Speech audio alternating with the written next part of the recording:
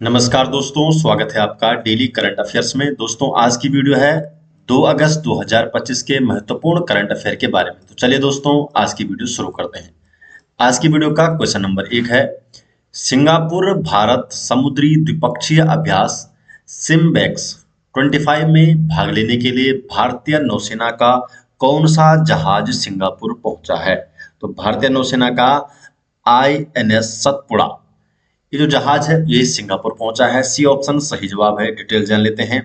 भारतीय नौसेना का जहाज INS सतपुड़ा सिम्बेक्स 25 में भाग लेने के लिए सिंगापुर पहुंचा है। SIMBEX Singapore India maritime bilateral exercise. SIMBEX का यह 32वां संस्करण है जिसकी शुरुआत हार्बर चरण से हुई है। INS सतपुड़ा के साथ सिंगापुर नौसेना के RSN विजिलेंट और RSN सुप्रीम जहाज भी अभ्यास में शामिल हो रहे हैं।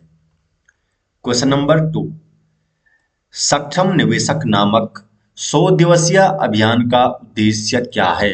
जो सक्षम निवेशक नामक जो 100 दिवसीय अभियान है, तो इसका उद्देश्य है दावा न किए गए लाभांश और KYC अपडेट में निवेशकों की सहायता करना। तो सी ऑप्शन सही जवाब। तो सक्षम निवेशक एक 100 दिवसीय राष्ट्रीय अभियान है जिसे IEPFA investor education and protection fund authority द्वारा 28 जुलाई से 6 नवंबर 2025 तक शुरू किया गया है। इसका उद्देश्य है निवेशकों को दावा न किए गए लाभांश पुनः प्राप्त करने और KYC know your customer update में मदद करना। इस अभियान के अंतर्गत कंपनियों से आग्रह किया गया है कि वे नामांकित व्यक्तियों का विवरण अपडेट करें और शेयर धारकों से सक्रिय संपर्क बनाए रखें। यदि समय पर दावा नहीं किया गया तो लाभांश और शेयर IEPFA को ट्रांसफर कर दिए जाते हैं।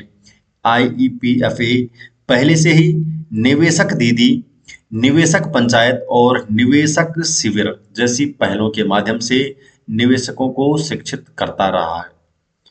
क्वेश्चन नंबर 3, 1 अगस्त 2025 को भारतीय सेना के नए उप सेना प्रमुख vice chief of army staff के रूप में किसे नियुक्त किया गया है? तो 1 अगस्त 2025 को भारतीय सेना के नए उप सेना प्रमुख के रूप में लेफ्टिनेंट जनरल पुष्पेंद्र सिंह को नियुक्त किया गया है। तो lieutenant general Pushpendra Singh, D option सही जवाब है।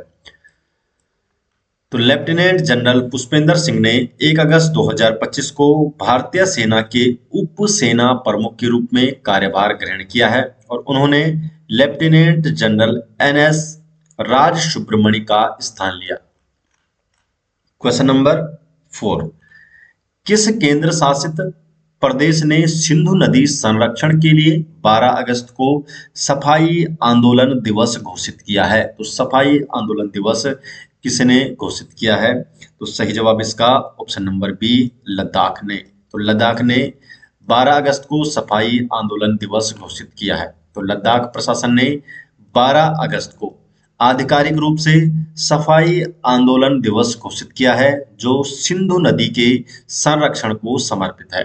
इस दिन सिंधु नदी और उसकी सहायक नदियों के किनारे व्यापक सफाई अभियान चलाया जाएगा।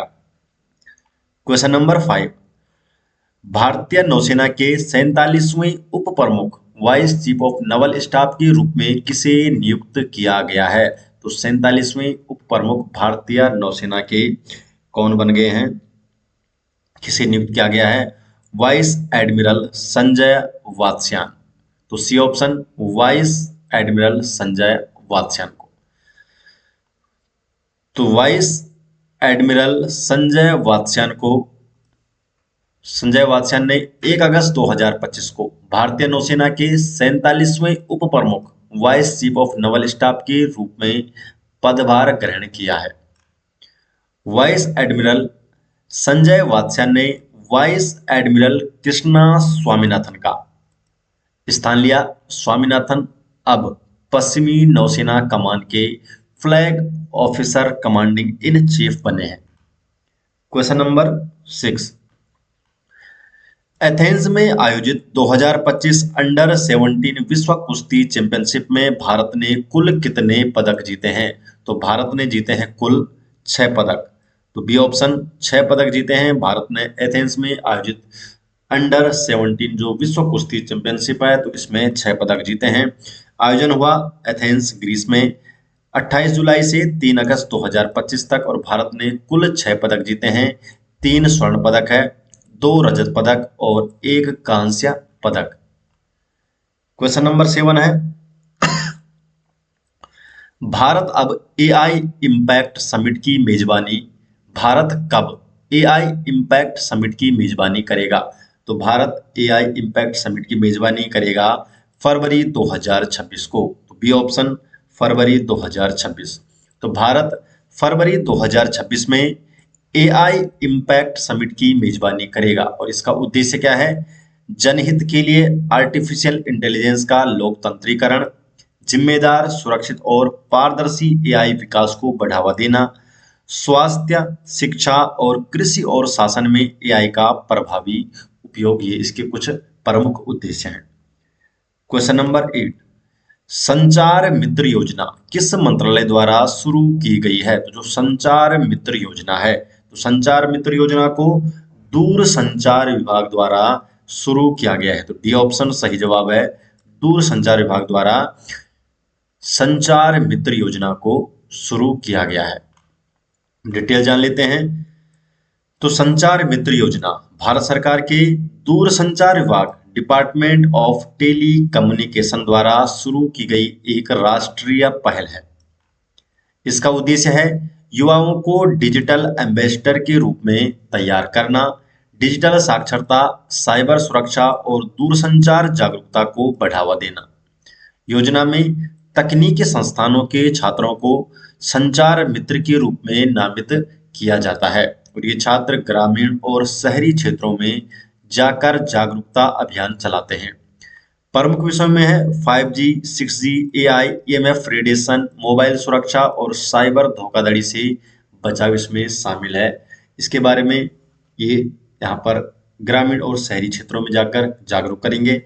ये योजना 4D पर आधारित है, 4D पे आधारित है। 4D है डेमोक्रेसी, डेमोग्राफी, डिजिटाइजेशन और डिलीवरी। तो ये 4D है। तो दोस्तों ये हो गए आज 2 अगस्त 2025 के महत्वपूर्ण करंट अफेयर और ये सभी जो नोट्स है ये आपको मिल जाएंगे हमारे टेलीग्राम चैनल पर, जिसका लिंक आपको डिस्क्रिप्शन में दिया गया है। तो आप हमारे टेलीग्राम चैनल में जुड़ सकते हैं जहां पर आपको डेली अपडेट किया जाता है। तो मिलते हैं दोस्तों नेक्स्ट वीडियो के साथ, तब तक के लिए आपका बहुत बहुत धन्यवाद।